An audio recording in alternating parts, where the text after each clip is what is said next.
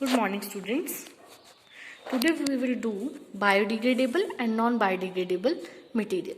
Biodegradable is the material which can be broken down by microbes into simpler form.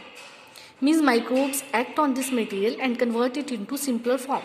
For example, if you pile up your kitchen waste, after some days you will see that waste has been converted into another dark color substance which is called compost, which is rich in minerals and which can used by people to add in their kitchen gardens or fields, because it increases the fertility of the soil.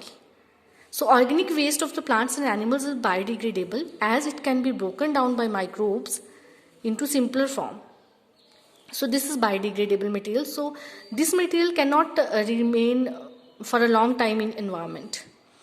On the other hand, non-biodegradable material cannot be broken down by microbes into simpler form.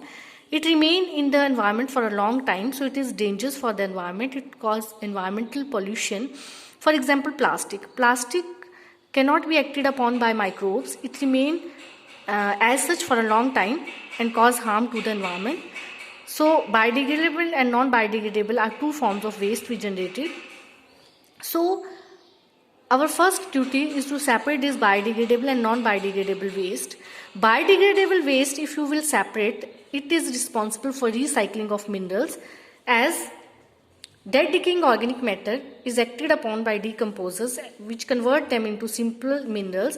These minerals goes to soil and again absorbed by plants from the soil, and plants is eaten by animals. So plants, animals both get these minerals again and they die again. That dead decaying organic matter again acted upon by decomposers again convert into simple mineral. So this is mineral is rotating in the universe. So this is called recycling of minerals.